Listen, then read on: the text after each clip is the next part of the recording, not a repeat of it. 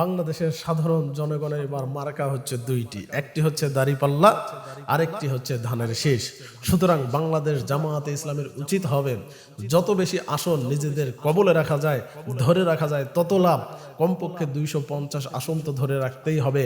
আমি মনে করি যত বেশি আসন নিজেদের অধীনে রাখবে তত জয়ের দিকে এগিয়ে যাবে, আর যত বেশি আসন জোটের শরিকদের জন্য ছাড়বে তত বেশি পরাজয়ের দিকে এগিয়ে যাবে। কারণ বাংলাদেশের মানুষ এবার লোক দেখে ভোট দেবে না, মানুষ দেখে ভোট দেবে না, এবার দুইটা মার্কা দেখে ভোট দেবে, একটি হচ্ছে দাঁড়িপাল্লা আর একটি হচ্ছে ধানের শীষ। সুতরাং আমি মনে করি বাংলাদেশ জামায়াতে ইসলামী যদি 100 আসনও যদি ছেড়ে দেয়, যাদেরকে ছেড়ে দেবে এরা পরাজয়ের সম্ভাবনাই বেশি, জয়ী হওয়ার সম্ভাবনা কম।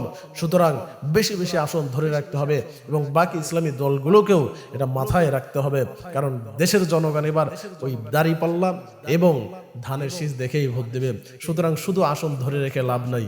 আর জামায়াতে ইসলামীকে বুঝতে হবে এই যে তারা বেশি বেশি আসন যদি ছেড়ে দেয় এবং ক্ষমতা সরকার গঠনের সময় যদি দেখা যাবে যে এখন এই 40 বছরে একটিও আসন পায় নাই, 40 বছরে একবারও এমপি হয় নাই, কিন্তু এবারের এমন কথার অহংকার, কথার সাইজ দেখে মনে হয় একবারে 150 আসন তারা পেয়ে যাবে।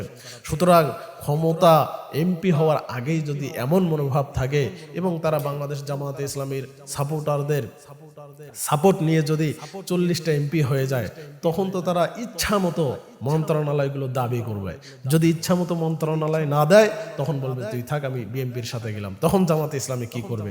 সুতরাং এবার বাংলাদেশ জামায়াতে ইসলামের উচিত হবে বেশি বেশি আসন ধরে রাখা। যত বেশি আসন ধরে রাখবে তত জয়ের দিকে এগিয়ে যাবে, আর যত বেশি আসন ছাড়বে এটা পরাজয়ের কারণ হতে পারে।